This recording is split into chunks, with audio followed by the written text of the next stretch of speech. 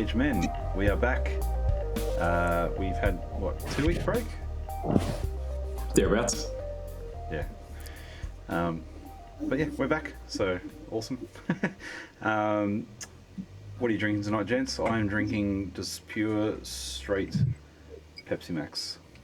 What are you guys drinking? There you go. I'm on a Volta's XPA, which is rather delicious. Ooh. That looks nice. Yeah, not bad. I've been experimenting with Irishing up my coffees. Irish So pure coffee. this is just an iced coffee with Kahlua in it, which honestly doesn't taste that great. I think Kahlua is too sweet for me, but I'll try something else next week. Does it contain milk? Yeah, because it's like an iced coffee. So Why wouldn't you make a White Russian? because I don't have any vodka in the house. Unacceptable. Unacceptable. How can you not have vodka in the house? Because until recently, I did have vodka in the house. Look, I thought that when you bought a copy of any Dostoevsky book, it came with a bottle of vodka. Yeah, well, I should have got like 3 or 4 of those books. I should have got a 7 of them with my Christmas present. I got ripped off. Exactly. What's the deal with that? Okay, so Plato. Let's continue. I reckon we just jump straight in. And Let's do it. What paragraph are we up to on your version, Lachlan? Did you say it was 30? We're talking about? Yeah, but that's just that. That's my own notation, so take that as you will. Well, on our last episode, he finished his defence, and then now it fast forwards to after a vote has been taken Yep. Yeah. Yep. and he's convicted. That's helpful. For those reading along at home on the book, we're up to page 28, and it's the second last paragraph on that page. And while here, just shout out to Eli. Guys, you'll be happy to know. So, my friend at work, Eli, we got him a copy of the book, and it's got some signatures in there from the three of us, and he was super chuffed about that. So, yeah. Nice. So, yeah, it's that book. He has a copy. It's signed. As a happy guy. So I think that's the first official signed anything that we've done for anyone. Probably be the last two, but you never know. But that was pretty cool. All right, so I'll read. Should I read the first paragraph or the first two? Go first two. I think first two Yeah. makes sense. Yep. All right, here we go. There are many reasons why I am not grieved, O men of Athens, at the vote of condemnation. I expected it, and am only surprised that the votes are so nearly equal. For I'd thought that the majority against me would have been far larger, but now, had 30 votes gone over to the other side, I should have been acquitted. And I may say, I think, that I have escaped Miletus. I may say more, for without the assistance of Anytus and Lycon, anyone may see that he would not have had a fifth part of the votes, as the law requires, in which case he would have incurred a fine of 1,000 drachma. And so he proposes death as the penalty. And what shall I propose on my part, O men of Athens? Clearly that which is my due. And what is my due?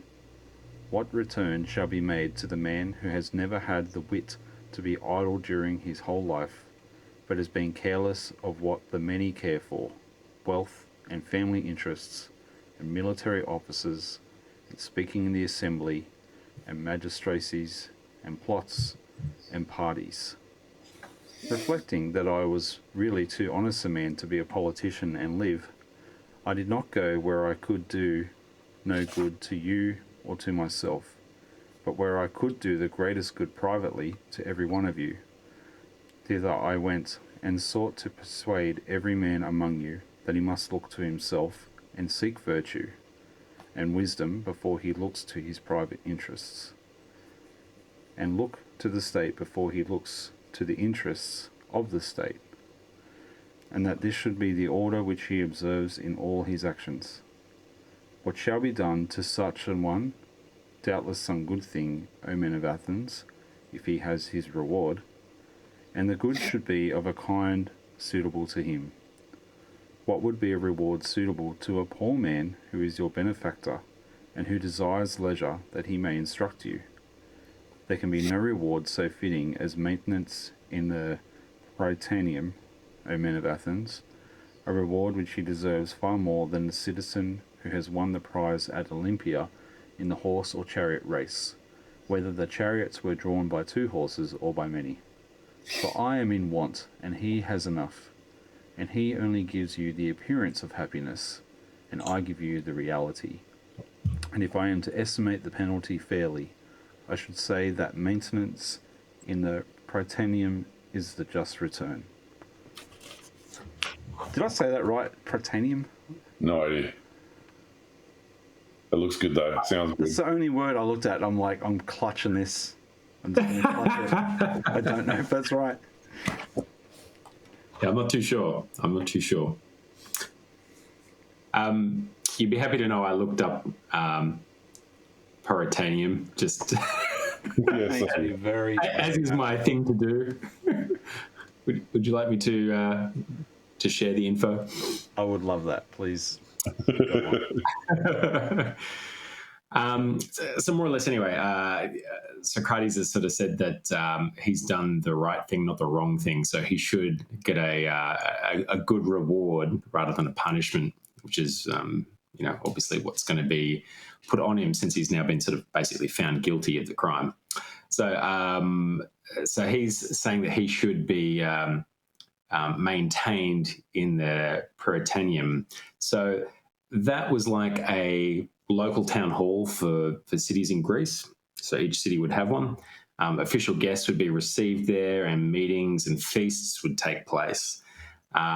So this was also where like the winners of the Olympic Games would go, and they'd meet and celebrate their wins, which is what he's kind of referring to. So effectively he's saying that the government should basically look after him and feed him in deference to his service. So, good old Socrates is looking for a free feed at the buffet again. So I feel like he's good to see he's true to form here.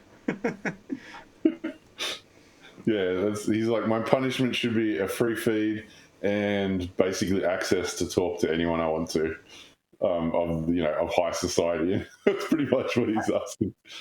Absolutely. So I mean, that's like obviously like completely audacious, and he's either trolling the court and Miletus by like countering with like something that's like so absurd, or he's like completely believing his stance that I have actually done this good, and like that's actually something I think you should do for me. So Yeah. in any case, it looks like he's not really taking the charge too seriously at this point in time, and he's suggesting a buffet. So Yeah, I think he's definitely being a smartass, because right at the start there, he's like, I can't believe how the votes went. You guys only won by 30, and then he uses it to have another go at this Miletus guy. Like, yeah. he's just been on this guy since the start. Is there any depiction of Miletus? Like, I'm not sure, but from what I'm gleaning from it, there's like, they must have had a rule where if you don't get a certain amount of votes, you get fined for bringing a stupid thing before the court. And he's basically saying, if you didn't have these 2 chaps with you, Miletus, you would have just got fined because you're an idiot. He's giving it to him. I'm trying to find a picture of Miletus. yes, that's exactly what I'm trying to do.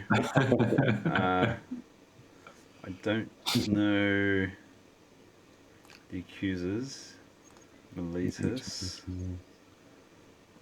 All right, let's see if there's a food. Well, obviously not a photo, but let's see if there's an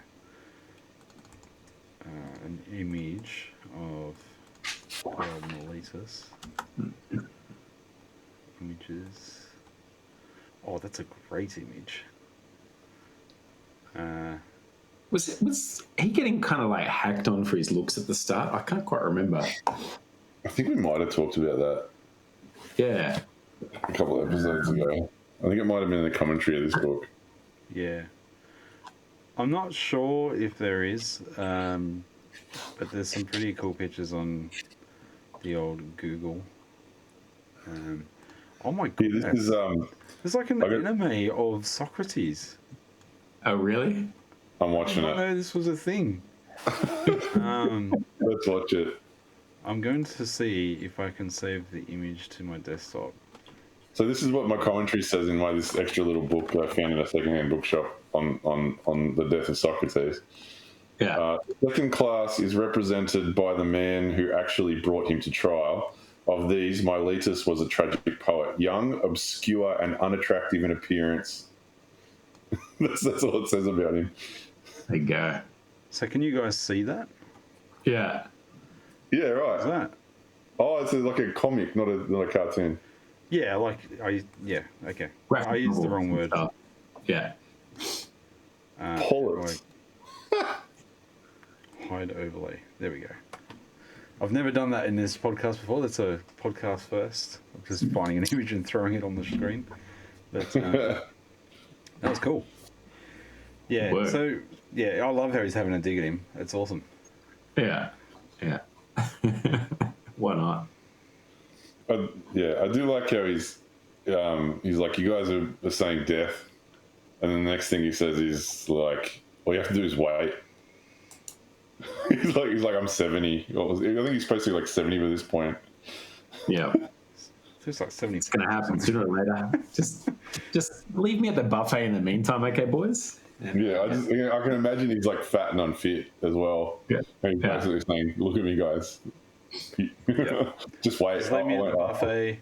Cholesterol will get me. Yeah. Check me into the RSL, okay? Maybe that's what he's getting at. He's like, you guys want me dead? Just put me on that buffet. It's just going to speed things up. Yeah. He ate himself to death. Absolutely. Actually, that could be a bad punishment to make a philosopher do, because of the whole don't eat to excess mentality. It's like your Sure. punishment is to eat to excess. Yeah. I think you're spot on. I think he's being a smart aleck. I think he's having a dig, and any chance he can get to have a crack at Miletus, he does. And it's just funny. I wonder if Miletus is mentioned anywhere else, or if it's only in here. I remember researching that briefly before we started the book, and there wasn't a lot about him. Okay. I think that basically he's known for being just a bit of a shill, to be honest, and not particularly noteworthy. Do you reckon Miletus was like an old-fashioned term like Karen?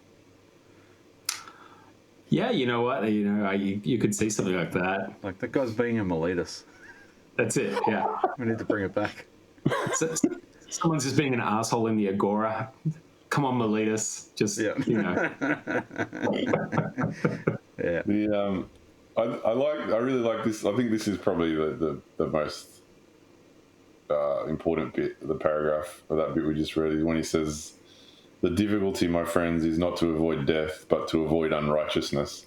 Because that's, in a nutshell, like everything that he's been talking about the whole time. Yeah. Do you reckon there was politicians in the jury? Because he has a crack at them too. Yeah, it would have been, I reckon. I'm too honest a man to be a politician and live. Yeah, well, I can't remember how many people voted. I can't remember, but I think it's a lot. I'll have to look it up. Yeah, I remember we were looking at that earlier. It sounded like it was a pretty decent sort of, number of people who'd be in attendance for this thing. Oh, yeah. But, I mean, it wouldn't be like 1,000 because you can, like, pick out people in the crowd. And he's, naming them, there's such and such and all this sort of thing. So Some accounts say 500 or 501. Yeah, right. Need someone to... That's what they reckon. So I don't know how they could possibly know that, but that's what they reckon. Yeah, okay. So out of 500, he lost by 30.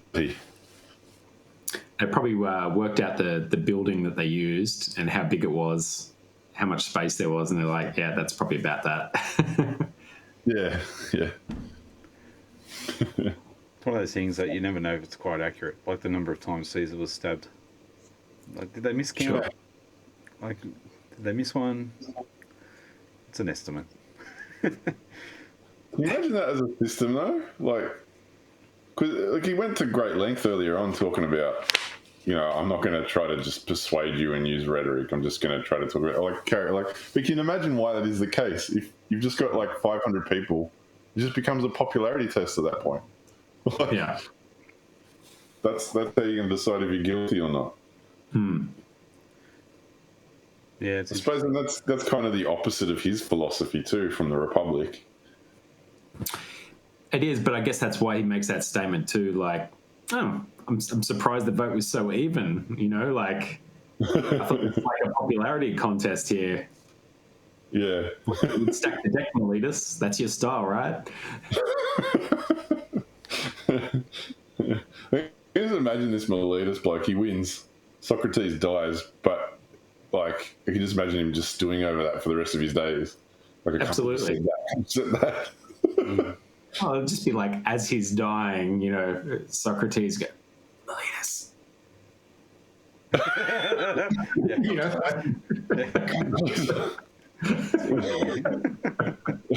Or he just comes closer, and Miletus comes close in his face, and he just farts. He's like, oh yeah, pull my finger. Yeah. Miletus, pull my finger. Wow. I think that's why he's painted in Raphael's room with the finger up. Yeah, that's it. It is the one to pull. That's it. All right. Okay. Sorry, we took this so highbrow, peeps. Oh, totally highbrow. So, okay. So we've talked about that. Okay. I think we can move on. We'll do the next paragraph. Let's go. Perhaps you think that I am braving you in what I am saying now, as in what I said before about the tears and prayers. But this is not so. I speak rather because I am convinced that I never intentionally wronged anyone, although I cannot convince you.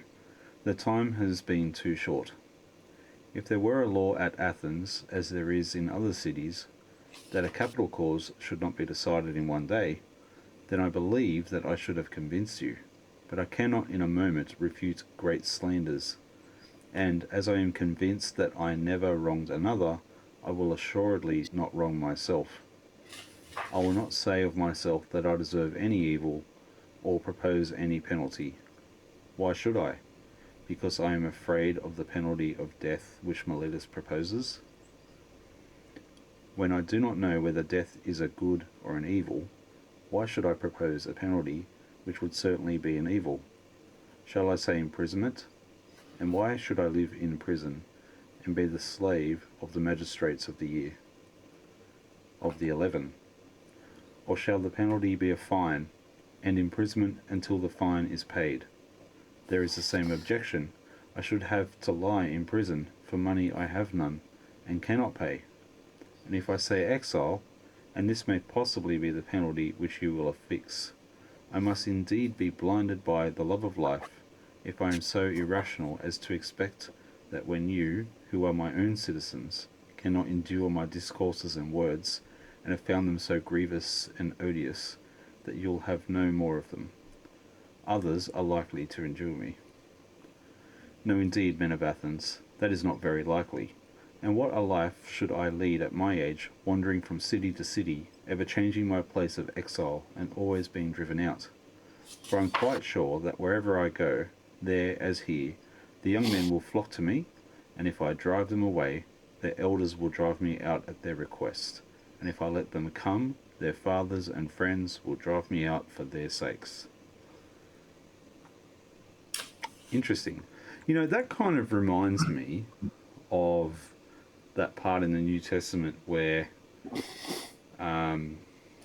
Jesus says you can't be a prophet in your own town or something like that. Do you remember that verse, Ruben? No, not off the top of my head. The reason I know this verse, right, is I used to work under a guy. His name was David, and he was a legend. And I worked under him for 7 years as a safety guy. And then I wanted to move into operations. And he told me you can only do that if you do it in a different building. And I was like, why's that? And he goes, well, when Jesus went to Nazareth, everyone said, oh, that's the carpenter. They couldn't see the Messiah. He's like, so you can't be a ops manager instead of a safety guy in the same building because they're just going to look at you and see the carpenter. And I was like, I don't know if that's the moral of the story from the New Testament passage, but I get what you're saying. I'll have to try and find it because, yeah, it's. Anyway, what are your guys' thoughts while I Google that? It's pretty funny. I mean, I think, this passage, we are obviously talking about potential punishments and all that sort of stuff again. And it's quite funny because he brings up exile in here, and it's more or less kind of calling out that's, quite possibly the likely punishment for him, which if you think about it, if that's what he was sort of allotted, better than death, and I don't know, he's trying to talk around some of those other sort of punishments, saying they're not a great thing, but he's basically talking them out of exiling him as well. And it's quite interesting, but he's almost putting the jury in the position where really like the only sort of fitting response is really either letting him off or following through with what Miletus wants, which is death. Yeah, pretty much. I think that's a good read on it. Yeah, it's I don't know. I mean, it's a funny thing to do, particularly where they've already found him guilty, right? Mm. So they're not going to let him go. So I don't know. I guess we're sort of fine. He's a man who wants to stick by his philosophy and all that sort of thing. So, but I don't know. Maybe he just doesn't think they're going to follow through with the death thing anyway. So he's still sort of like toying with him a bit or something. I'm not too sure. I don't know, what do you reckon? I do like how his reasoning around exile is like, yeah, you can exile me. And he's like, but why would I recommend that when I'm just going to do the same shit somewhere else and they're just going to do the same thing to me there? Yeah, he's like, that would just be irrational. Like he's basically saying that makes no sense. I'm not going to suggest it. But yeah, you're right. He's basically kind of arguing that you're not you really don't have much of an option, you guys. But even with the fine, like he's like, you could fine me, but I don't have any money. I can't pay a fine. Yeah, that cracked me up a bit. But there probably would have been people there that would have paid a fine, like for him. I think he addresses that in the next paragraph, actually. Yeah, he definitely talks about that later. But yeah, look, in prisons, obviously, it's quite funny. Like, it's like, fuck, I'm not going there, like. Yeah, it's like, I'm too pretty for prison. Yeah. Actually, there you go. There's a meme we can do. It's head of Socrates, too pretty for prison. Yeah. That passage I was talking about. Oh, sorry, go. Yeah. Yeah, the line too, I must indeed be blinded by my love of life. So he comes back to that again. It's almost like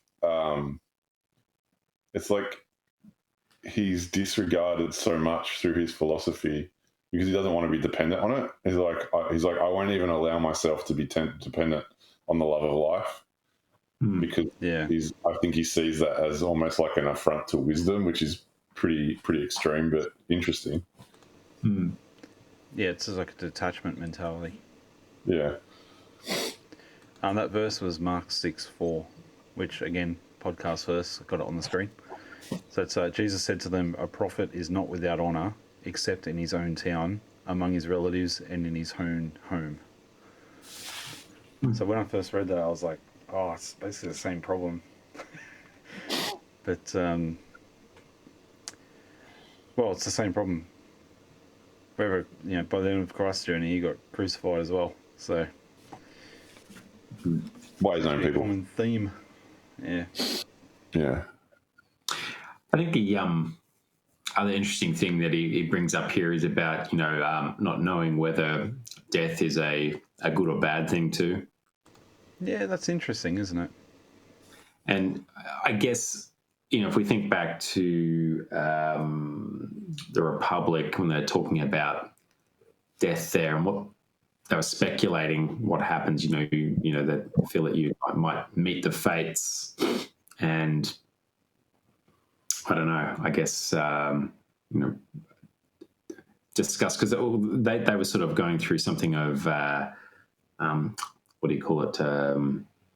What's that, like rebirth? What do you call that? Reincarnation or something like that is what it sort of sounded like. Was part of the Greek philosophy or something. So I guess he's sort of saying, if I'm going to be there and I'm going to get judged and I've lived a good life, like, what reason do I have to be scared of death? Yeah, he goes into it. He actually talks about that a little bit, not the reincarnation bit, but what his attitude is on death very shortly, I think. Yeah. Yep. But once again, like he's coming back to that, all I know is that I don't know anything, because he's like trying to weigh up different sentences and whether they're good or bad or whatever. And he's like, well, I can't really comment on death because I don't know whether it's good or bad. Yeah. Yeah. I also like his logic around he's screwed both ways. Like, if he tells the young blokes, go away, I'm not going to help you, then he'll get wrecked for not helping anybody. And if he does help them, he gets wrecked for helping people. Like, doesn't matter. Yeah, because he's going against the Oracle of Delphi and God if he doesn't follow through on his mission. Yep. Or he goes against the people in the government if he continues his queries. Yeah. Enter the Blues Brothers meme with Socrates and Plato on a mission from God. That's it. That should be a T-shirt. Yeah, I think we can make this happen. In the Bluesmobile, yeah. Socrates and Plato. Yes. I'm drawing the tattoos on the knuckles while he's driving,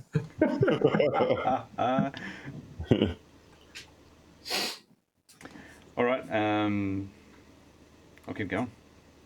If you guys are happy. Yeah. Go for it.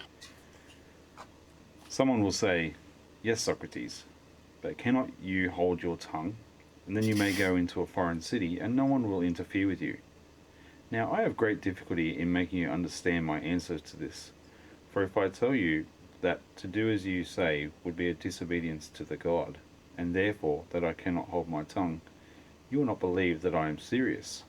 And if I say again that daily to discourse about virtue, and of those other things about which you hear me examining myself and others, is the greatest good of man, and that the unexamined life is not worth living, you are still less likely to believe me. Yet I say what is true, although a thing of which it is hard for me to persuade you. Also, I have never been accustomed to think that I deserve to suffer any harm. Had I money, I might have estimated the offence at what I was able to pay, and not have been much the worse. But I have none, and therefore I must ask you to proportion the fine to my means. Well, perhaps I could afford a mina, and therefore I propose that penalty. Plato, Critobulus, and Apollodorus, my friends here, bid me say 30 minae, and they will be the sureties. Let 30 minae be the penalty, for which sum they will be ample security to you. Not that the currency means anything to me. Have you looked at that, Platos? Yeah, I did. So there's 100 drachmae to the minia, and both were measures of silver. So you could have, 100 small pieces of silver that would add up to, one minia. I can't remember what the measure was, but there was a certain weight of silver that it sort of added up to for a drachmae and for the minia. So just to put it into context, so they were saying like I looked up a couple of sources, and they just said that a skilled labourer could earn 1 drachma a day, an unskilled labourer would earn half a drachma a day. And if you wanted to buy like a basic tunic at the Agora, that was like 10 drachma. And then if you wanted to buy like the fancy purple robes, like all the important people in the courts in Athens would wear, they would be something like 3 minia. So a ton more expensive. And there's a bit of conversation about like how big the divide was between the poor and the wealthy in Athens. But in any case, he's talking about something that was like 10 times a fancy robe. Was kind of what it was. So, for the average punter who doesn't have a lot of money, it's probably like a shit ton of coin. But for probably some of like the wealthy elites who are around Athens, it's probably not that big a fine, if you know what I mean. So, for Socrates, it's probably a decent lick of cash.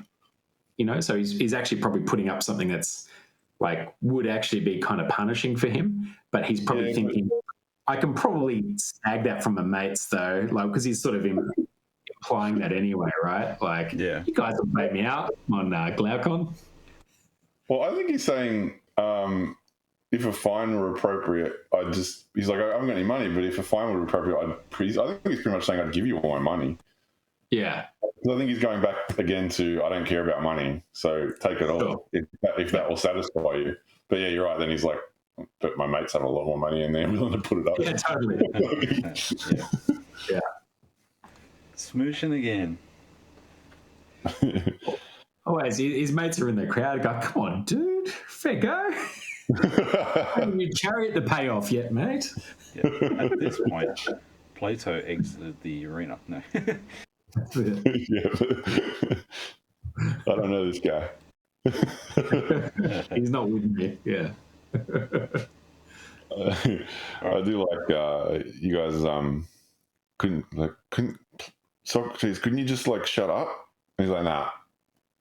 Yeah. Nah. Yeah. No. But he has another dig at him because he's like, if I were to, he's like, I don't know what to say to you because if I said to you that being quiet was disobedience to the gods, you wouldn't believe me because you just convicted me of being an atheist. So I can't say that to you. Yeah, you're right.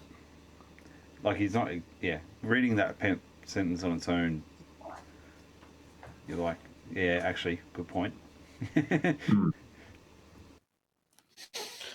But that's after that, that's a really famous line. That's like, the thing that you always hear attributed to Socrates.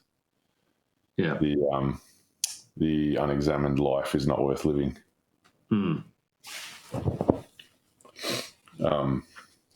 So that's supposed to be a big deal. Yeah, he sort of comes back to that right at the very end too. But I'm wondering if he's putting that in there because he's just said, well, I can't appeal to the gods because you don't believe that I believe in them.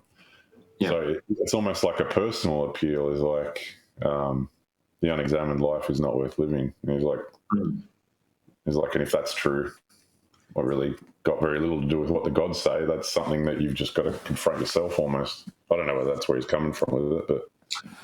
Well, I think he's just saying that like they're not interested in what the greatest good is anyway. So, like, why would they care about any of this stuff? Like unless I like bow down to I don't know and buckle on my beliefs or what have you, there's nothing I say that's going to change your view anyway. So, what do you want? You want some coin? Have some coin. Take my money. Yeah. It's probably a little frustration, but I mean, at the same time, it still sounds flippant to read. But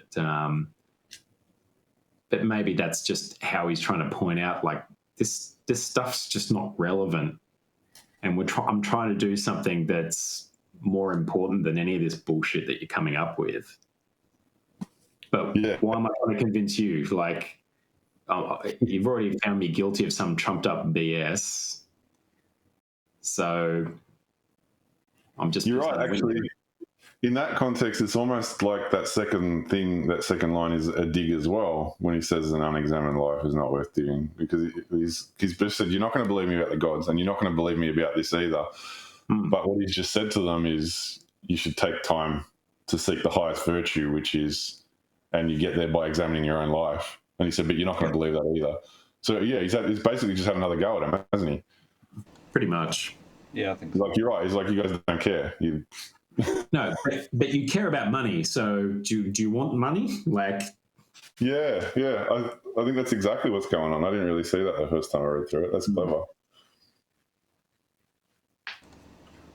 it's interesting. What it is. Yeah. If you had to break it down, he's almost like saying, well, you don't care what the gods say, despite saying that everyone has to believe in them. And you don't care about what's good for you, despite knowing what's good for you.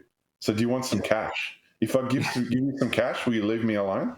Will that make you happy? Like, it's very condescending in a way, isn't it? Oh, absolutely. I like it. Yeah. Any thoughts on that, Timmy? No, you're exactly right. That's what he's doing. The unexamined life quote is one that you do see a lot. And it certainly has, like, when you hear that, you go, ooh, yeah, he's onto something there. Yeah. Do you think,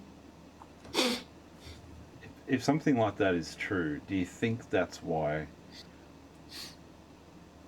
bit of a side shift here, like the three of us went and saw Peterson a while ago, do you think that's why he sells out all over the world? Because this is actually true, to self-examine, and what he's getting people to do is actually self-examine? Yeah, mate, I do. I think there is something in that. But when you look at everything that Plato says, I mean, Socrates says as well about, money's not important, fame is not important, power is not important, or what's important is virtue. You can almost see a parallel there with, and this is me being a bit preachy, the way our society is structured. Like, it's very, very, very materialistic. I think most people would agree that it's pretty materialistic at this point. Like, what do people value? Power and money. So I think there is something in what you're saying there, because the attraction to something like those Peterson talks is something that's a little bit more akin to virtue, something that's a little bit more akin to a transcendent value, rather than money and cars and whatnot. I think people realise, or maybe people are realising, that those things don't satisfy. Yeah, I think so. Because listening to, like, Graham Hancock talk to Joe Rogan, his attitude is the thing that's wrong with the West right now is, and what his belief is that he's been told through shamans, is that we've lost the connection with spirit. But I'm not sure that's entirely right. I think what am I trying to say?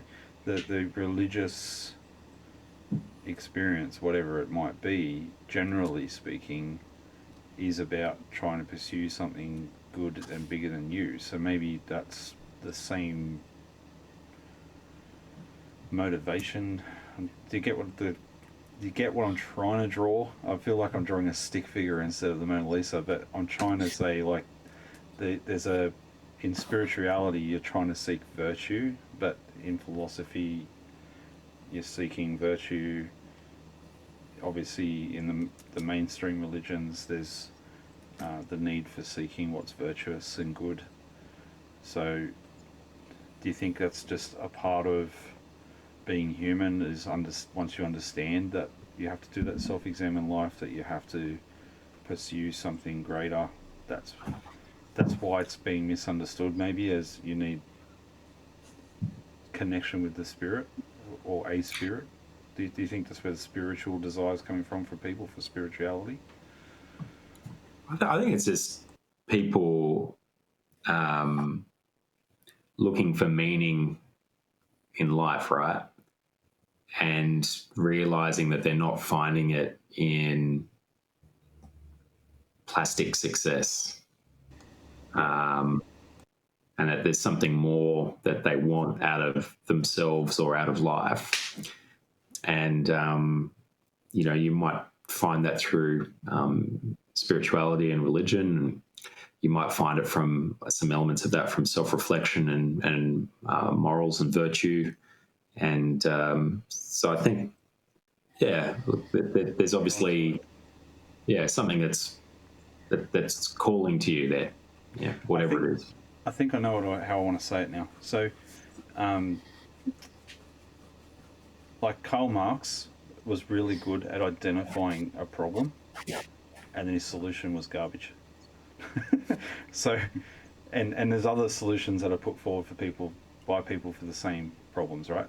And so I wonder if this is a similar thing where we understand material things aren't the answer, like getting, things that are produced like toy cars and real cars and all that sort of stuff. They're not meaningful at that level that we're craving or looking for.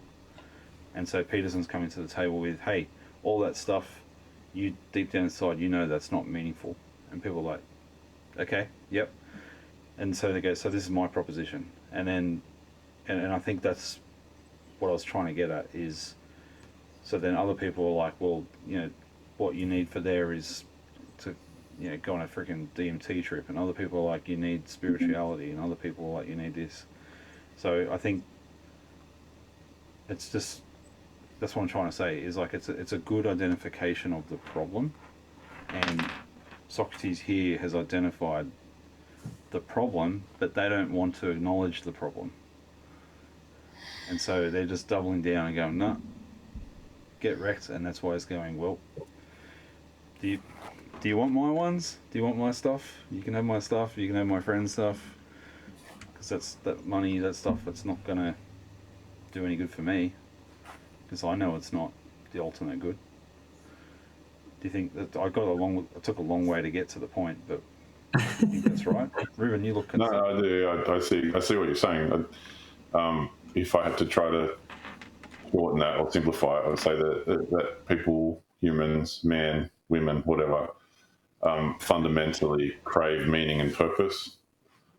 Like that's the way we are. However you want to think of us as being created or developed, that's a fundamental part of our human nature, that we crave meaning and we crave purpose. And yep. You're going to find it somewhere and somehow. Like I think about that with like all the woke stuff you see these days. I think a charitable way to look at that is, if you wanted to look at it charitably, and I'm not suggesting that you should or shouldn't do that, but if you want to look at it charitably, those people, there's ones that are screaming and jumping up and down about whatever, racism or sexism or homophobia or whatever. I do think that what they're craving is a sense of purpose and virtue. They're just maybe not, they're maybe just tilting at the wrong thing. They're just charging at the wrong thing. Yeah. So it's the perceived good that they're trying to do. Yeah. And I think I sort of agree with you in the sense too, Timmy, that you're like, some people don't admit the problem at all. But I think everyone should at least agree that we do seek meaning and purpose. I don't think there's a real excuse for denying that. I mean, you can tie yourself in knots and try to claim that there is no meaning and there is no purpose, but I don't think that follows. Like, that's almost a self-defeating statement as far as I'm concerned.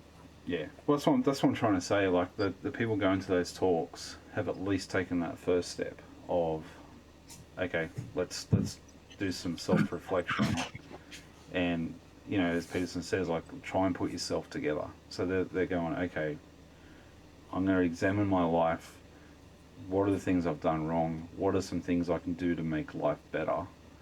And they start trying to put themselves together, and so that's encouraging that that's happening at the moment for people. And I think similarly, you can see with Socrates, there were guys there trying to do the same thing. That were listening and trying to take the advice, but then some of them went too far with that advice and caused political problems. But he's just trying to help people. He's just trying to do the right thing. And then you come back to the whole cave analogy, where he's gone outside and looked at the sun, and now he's trying to get people to come out of the cave.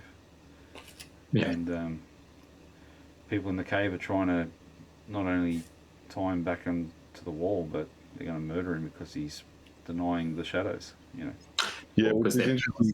shadows. That's the thing. So we don't want you to disturb the illusion.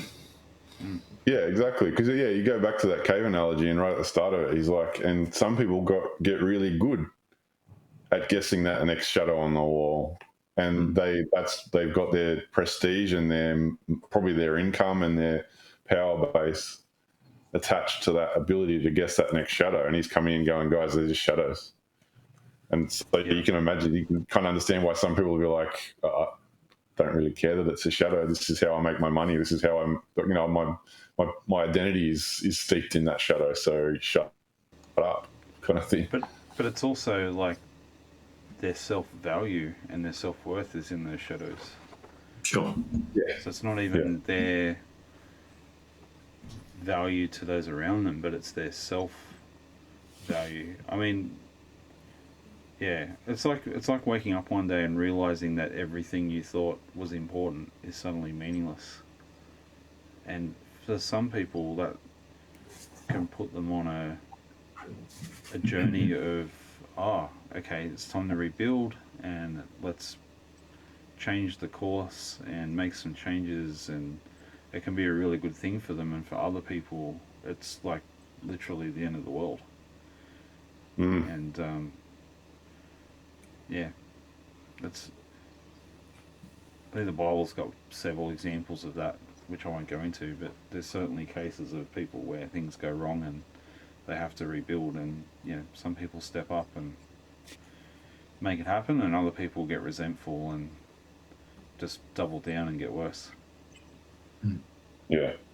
So there's a lot of people doubling down here in this part of the book.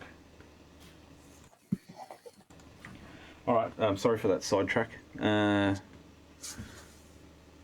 Shall we play on? Shall we read the next one? Sure. Okay. Not much time will be gained, O Athenians, in return for the evil name which you will get from the detractors of the city, who will say that you killed Socrates, a wise man, for they will call me wise, even although I'm not wise, when they want to reproach you.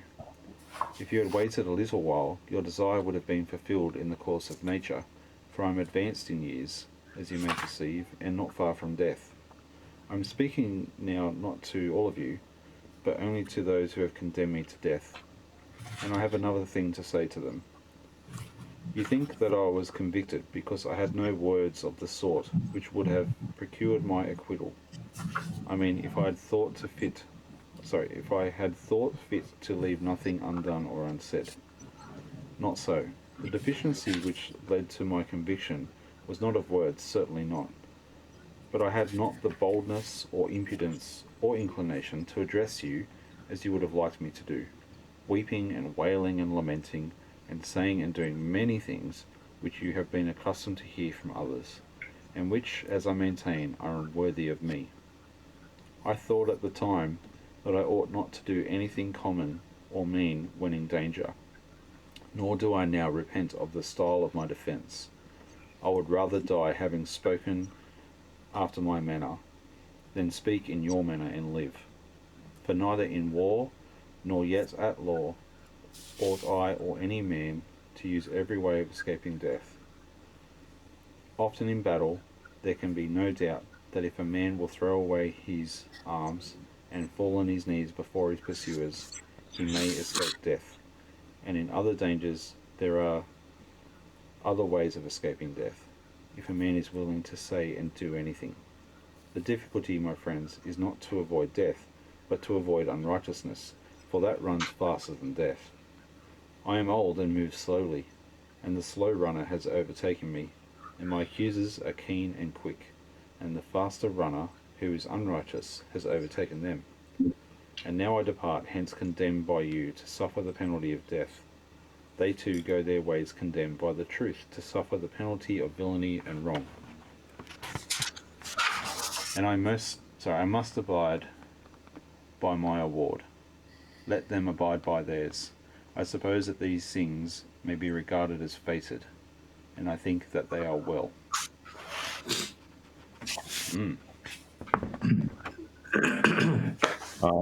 This is after they've just said no, you can say what you will, death. So they've agreed that it's a death sentence. So this is what he said after they've said you're going to die.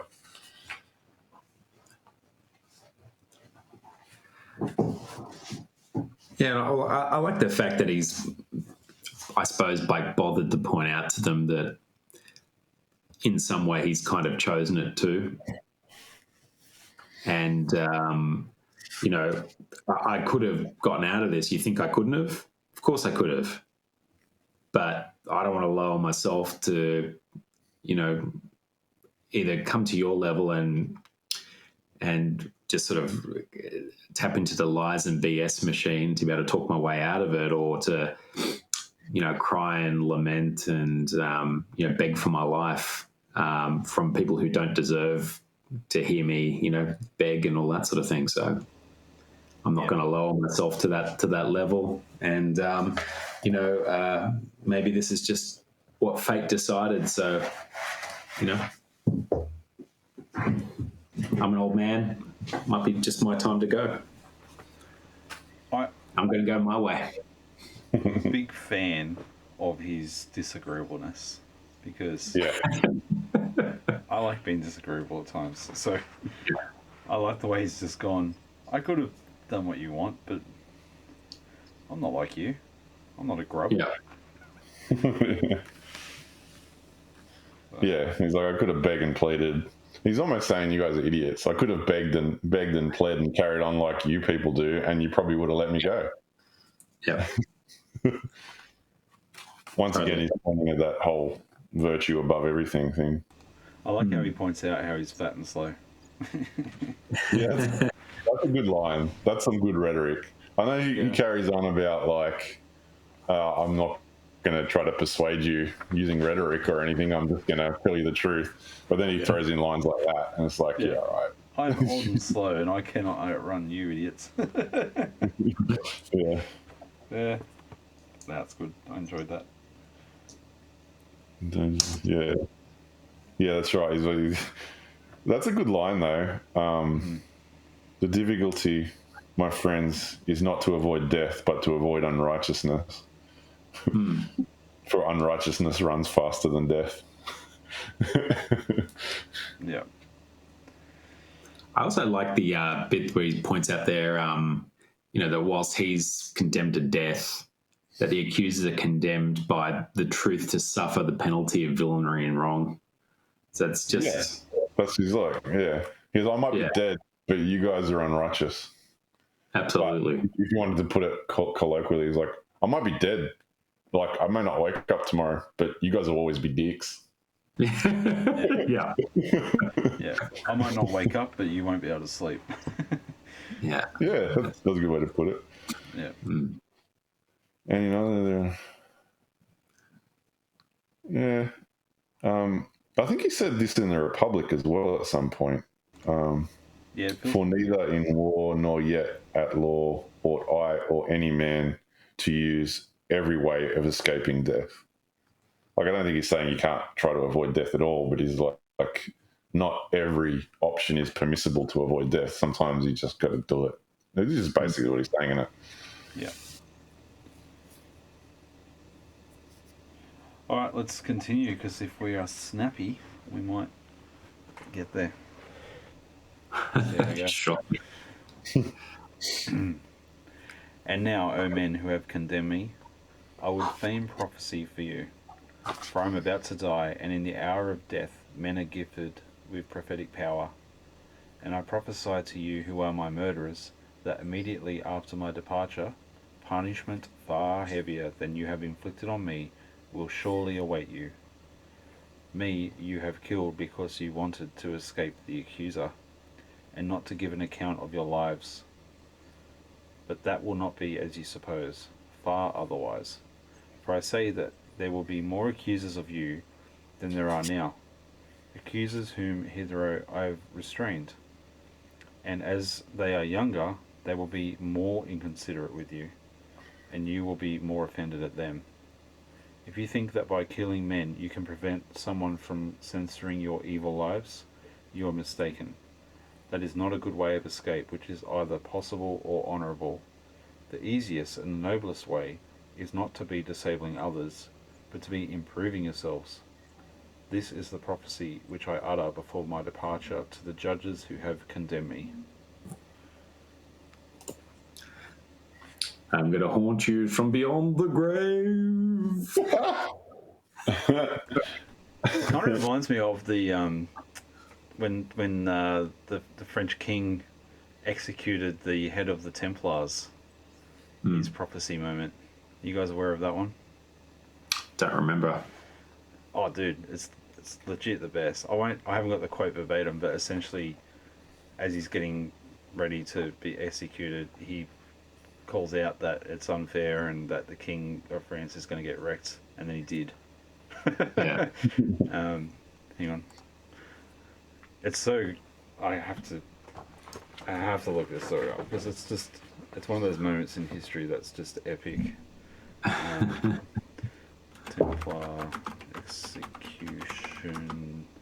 I do like in this bit though how he's like, you can get rid of me, but people are just like, there's always going to be someone that's going to come and upset you and tell you what you don't want to hear.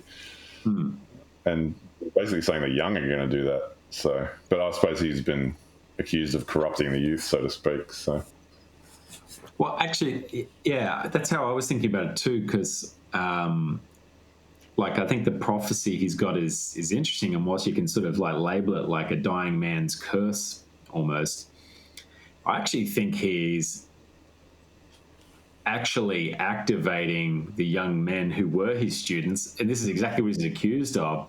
And he's like, release the hounds.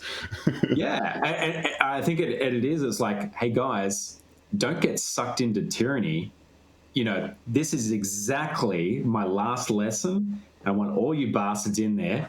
Go and question the shit out of these assholes. Make their life difficult and prove to them that they can't shut the shit down, you know? Like, Yeah. Yeah, he was, because that's right. He goes, I was basically holding these guys back. So once I'm gone, you're just going to wear it. have at it, boys. Have at it. Yeah, I wonder. Right, I'm going to read out this prophecies of Jacques de Molay. Now, how true these are, I don't know. They're just historical cool things. So check this out. So, Philip IV the Fair, in the desire to destroy the Order of the Templars, burned the Grand Master of the Order, Jacques de Molay, and the 37 knights of the Order accused of heresy at the stake, who so happened to have a similar wealth value of the king, which he took. When the Grand Master saw the stake, he asked his executioners to face him towards the cathedral. Please let me join hands for one last prayer. I'll die soon, and God knows it's unfair. But I tell you that this misfortune will fall on those who unjustly condemn us. So, addressing the Pope Clement, he said, you will die within 40 days. Clement V died 33 days later. The second one he said was to King Philip of France, known as the Beautiful. He said, you will die by the end of 1314 that year. Philip died on November 29th, 1314. Addressing the French monarchy, he said, the French royal house will definitely fall within the 13th generation of Philip IV. Louis XVI was effectively the 13th descendant of Philip IV and the last king of France. And the last one was, interesting. To the papacy, this will end within 700 years. And it said to death by the year of 1314, both Pope Clement V and King Philip IV only reinforced the common idea that he'd fallen victim to injustice, blah, blah, blah. So yeah, it's pretty weird that, like, that's the legend. The legend is he called out to these two guys that have just shafted him, the Pope and the King. You're both going to die for this injustice. And it happened. Yeah. That's pretty funny. I think it's also the reason for Black Friday. Oh, okay. It's either Black Friday or Friday the 13th. Actually, I think it's Friday the 13th. Okay. Friday 13th. Yeah, on the 13th of October, 1307, scores of French Templars were simultaneously arrested by the agents of King Philip, later to be tortured and killed. Friday the 13th. That's where the whole "it's an unlucky day" thing comes from. Yeah. Anyway, sorry for that sidetrack, but that's what it reminded me of. When I read that, I'm like, oh, I've read something like this before. But my question is, because I don't know this outcome, was he right? Did they come after them hard? I don't know. I think when, like I mentioned before, when I was trying to research Miletus, there wasn't much about him. So I think he just kind of faded into obscurity. So I don't know. Maybe this did sort of like seal his fate, so to speak, and like whilst he got the judgment he wanted to get, Socrates put to death, maybe everyone just thought he was a bit of a tool after that, and he just kind of dropped out of the main circle or something. Not sure. Well, Yeah. I mean, Socrates got the last laugh because everyone knows who Socrates is. Nobody knows who Miletus is. Yeah, that is true. True. There's some pretty interesting stuff here too. Like, if you think that by killing men you can prevent someone from censoring your evil lives, you are mistaken. Like, I know he's specifically talking about his buddies coming and questioning him, the younger the generation, but there's something in that too. Is like, you can shut people up, but that doesn't change what you are. And if that's not relevant for today's society, I don't know what is. Yeah, absolutely. And I think he did put in that, I can't remember where that bit was, where he put that barb in there about that they need to still, take a look at themselves. Yeah, the easiest and noblest way is not disabling or silencing others, but it's improving yourself, which is kind of almost what you were saying earlier too, Tim, when you were talking about that Peterson stuff. Yeah. What is it? Yeah.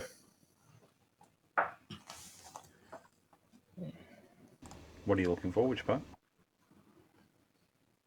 Oh, no. You were talking about Peterson. I think that might have been one of the things he said at the lecture, wasn't it? Like, don't criticize something or something. I don't know. He says a lot of stuff. One of the things he says is don't compare yourself to someone else, but to who you were yesterday, which is a good thing. So that's about self-reflection and examining your own life. Yeah, but like he's Socrates is basically saying that again here. He's like, you're not going to get any better if you just shut people up. You got to do some self-reflection and improve yourself, which is, once again what he was saying earlier about a life unexamined. Yeah. Like, if you're the kind of person that hears criticism, I mean, not all criticism is justified or correct, but if you hear criticism and your response is shut up, and you don't even take that second thought to consider whether there's something in that, then you're not going to improve. Yeah. Easy said, difficult to do, I suppose. But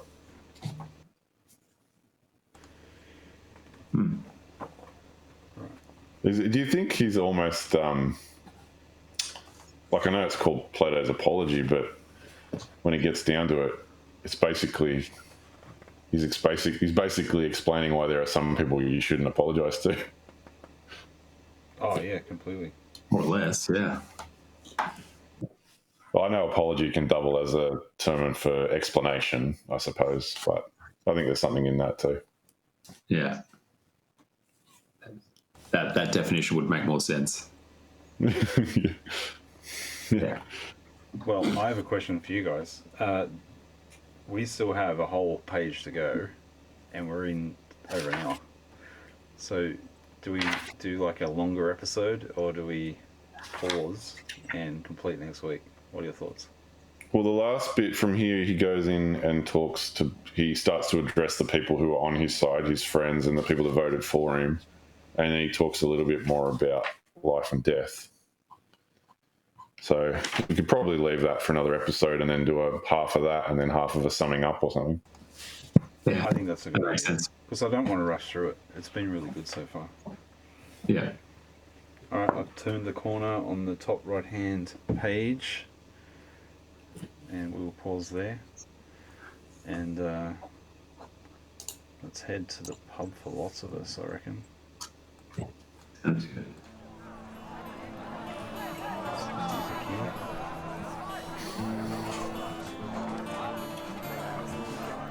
Yeah, so lots of us.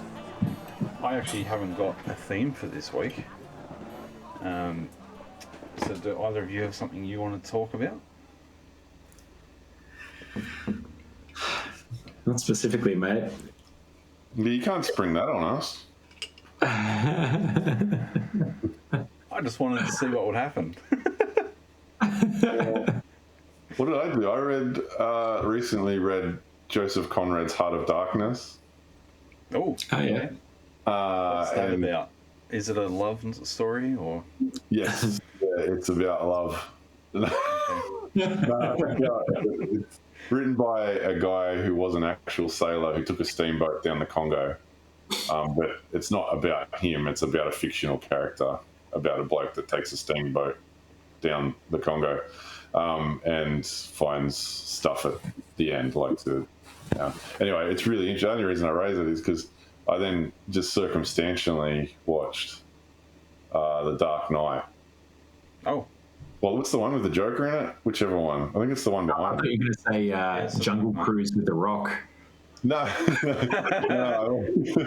I watched. Yeah, there's a link here. I know it sounds tangential, but okay. yeah, and then the Joker, he gives that little speech in there when Batman's interrogating him. But I don't think I ever really understood that until. Why would I want to kill you? Yeah, that bit. But there's a bit in there where he that made more sense after I read Heart of Darkness. So basically, what I think clicked was that Joker's mentality in that movie is the same as the style of morality that's described in Heart of Darkness. It's very interesting. Okay. I wouldn't be able to go into too much more detail than that, but that was an interesting link I made. It's not a super long book, is it? Nah, short, really short. Yeah, I'd seen it on the sort of classic fiction list of stuff you should check out. Yeah, well, I had a problem. That's the reason I read it, because it's one of those books that keeps coming up as, this is one of the classics, right? And I'm like, sure, sweet, I'll read that.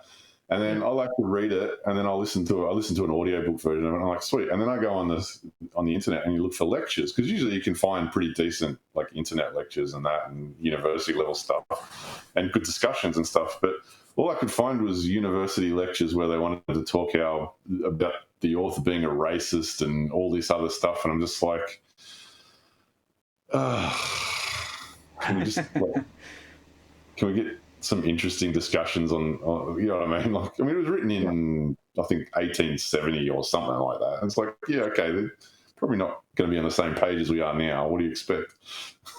Man, you watch a movie from the 1980s and you're not going to be on the same page you are now. So yeah, so I was a little bit long story short, I was a little bit disappointed in some of the discussions I could find on the internet on it, but I didn't suck one out of it. I did then go and watch Apocalypse Now, which is based kind of the themes I've translated into that Stanley Kubrick movie, which is about a boat that goes down a river in Vietnam to find someone. So that was interesting. Very different from the book, but interesting. Peter's done a lot of commentary on that, though. I think there's Yeah, there's a Reddit post or a Quora post about someone discussing this and how much Peterson's looked into it. Into what? Sorry. Into the Heart of Darkness. Oh yeah, right. Yeah, maybe I can find some lectures by him or something like that. Yeah, I think so. Because he talks about that quite regularly. That The Dark Knight, that is a fantastic movie. I'm just going to quickly flick to this. It's going to quickly what? Oh, hang on. So you've also got two of my other favourite movies behind you. You've got Thor Ragnarok, which is... I love that. But Blade Runner 2049... Oh my gosh. We could do a whole episode talking about that movie. Maybe we should one time. You know, the funny story about these posters, they're not actually chosen for the movies.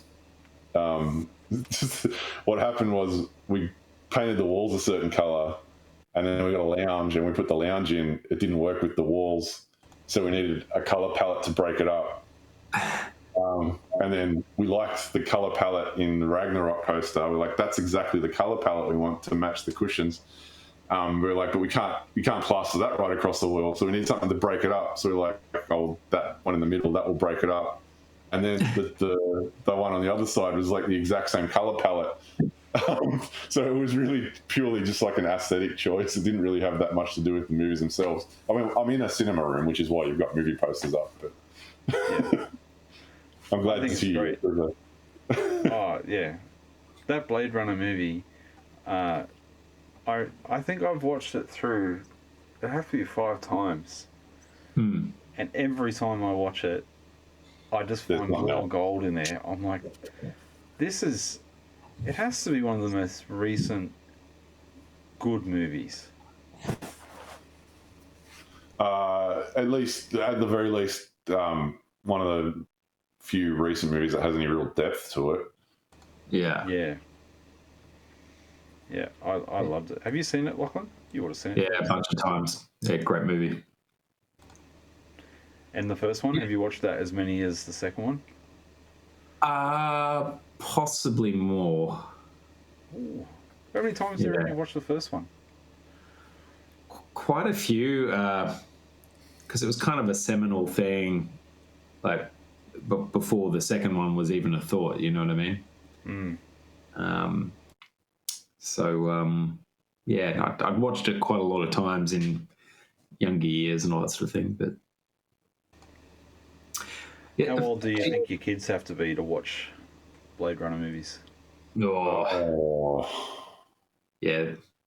I reckon they'd be pretty bored by it until they get a bit older.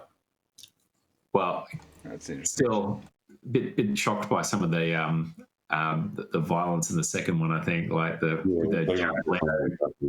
character, and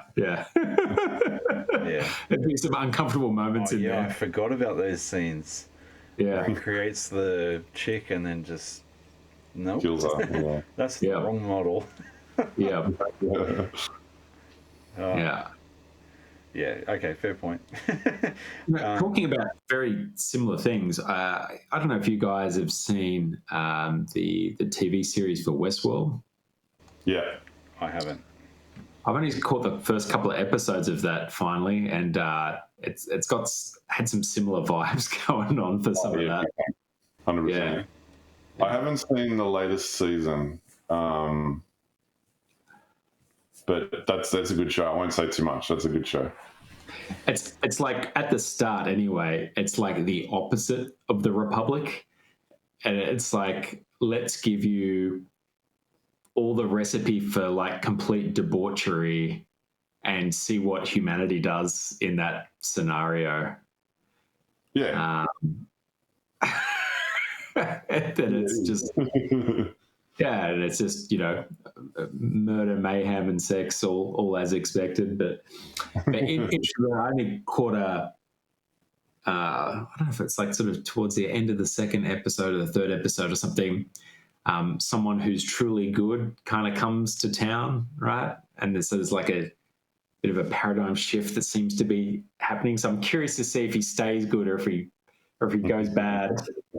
in such an environment, if the good man can exist. It's quite funny, but I just kept on putting like the Republic sort of playing over my mind while I was watching it. But Yeah, it is interesting. It gives you a lens to sort of look at things, right? yeah. But that's pretty cool, Tim. You should definitely watch that series.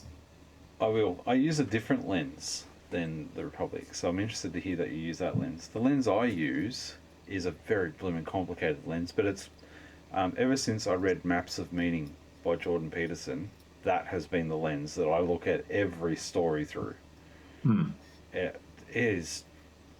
It's a tough read. I will grant you that, because I think he used to use it as his university lectures for his students, so it's not really. It wasn't. I don't think it was set up to be a book to read initially, and then he kind of made it into that. And it's got lots of diagrams and images to sort of help you get your head around it.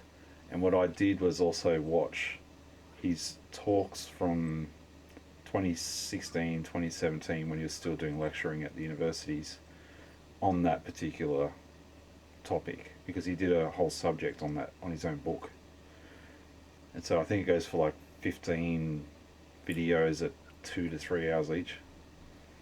Like, just super extensive. And what he tries to look at is tries to define what makes a good myth and what makes a good story, and works through different examples that people are aware of, like Pinocchio and Harry Potter and Star Wars and all that sort of stuff, and points out like what actually makes a good hero's myth and what is good mythology. And it's epic. It's really good, but geez, it took a long time and a lot of investment of time to read that sucker, because it's massive, and then to what goes with it, it was massive. Yeah. But it just changed the way I look at everything. And it helped me understand why new movies suck. Yeah. Because they don't get it. They don't understand. That's why the new Star Wars movies were garbage. Yeah. But Mandalorian works because they stick to the old formula. They don't try and do this new crappy postmodernist formula. They do the proper hero myth formula, and it's great.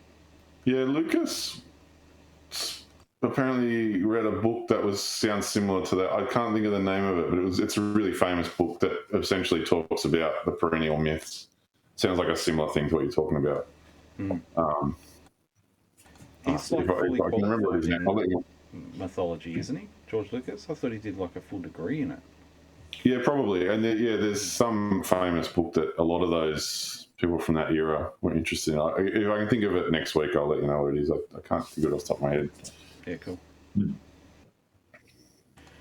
Well, one more movie to discuss before we wrap it up. The other movie for blowing children's minds, and I mean teenage children, is I got my son, he watched Inception with me a week ago. He was just like... and he just kept getting to the next question, like, what if he's not awake? And I'm like, yeah, that could be a problem. And then I realised the thing about the spinner, that he walks away from it, and he's like, he didn't keep his totem. I'm like, yeah. Why? Why do you think he didn't keep his totem? And he's like, I don't know.